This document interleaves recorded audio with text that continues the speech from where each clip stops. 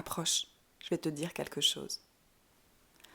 Le 5e symptôme du mal d'incarnation, c'est être oppressé par ses émotions.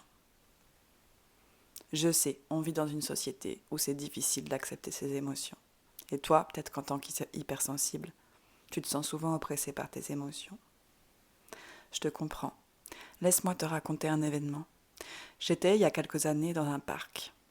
À chaque fois que j'avais beaucoup de tristesse, une tristesse extrême, j'allais me soulager dans la nature.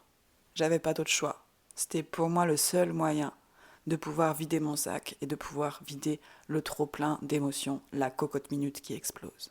Et je me souviens, j'étais dans ce parc, à Saint-Malo, en Bretagne, là où j'habite, et j'étais là à pleurer, recroquevillée contre le gazon, le nez dans l'herbe, à pleurer toutes les larmes de mon corps. Et là, j'ai entendu une voix. C'était la voix de mon âme, ou la voix de Dieu, comme tu veux. Et j'ai entendu « Tes larmes sont une bénédiction pour le monde. Pleure. Pleure pour tous les gens qui n'arrivent pas à pleurer. Pleure pour cette société coupée de ses émotions. Pleure, tes larmes nourrissent la terre. » Et à partir de là, j'ai compris. J'ai compris que mes émotions n'étaient pas mes ennemis. Mes émotions, c'était le terreau sacré de la guérison de la terre.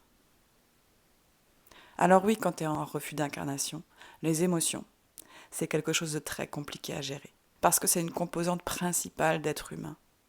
Et quand on est en refus d'incarnation, on ne veut pas être humain, on ne veut pas ressentir. C'est trop dur, c'est trop douloureux. Et pourtant, le cadeau caché de tes émotions, quand tu vas savoir les accueillir, quand tu vas savoir quels sont tes alliés, quand tu vas intégrer ça profondément, tu ne vas plus jamais avoir mal d'avoir des émotions. Ce sera normal. Il n'y aura plus de frontières entre toi et elle. Et ça, c'est le plus grand cadeau que tu peux te faire en tant qu'hypersensible incarné sur la Terre. Alors dis-moi, toi qui m'écoutes, est-ce que tu as envie de faire la paix avec tes émotions ? Est-ce que tu as envie d'apprendre à les recevoir, à les accueillir et à les aimer ? Est-ce que tu as envie d'apprendre à ne plus lutter contre ton hypersensibilité et ton émotivité ? Est-ce que tu as envie de ressentir à quel point tes émotions sont le terreau sacré de ta guérison ?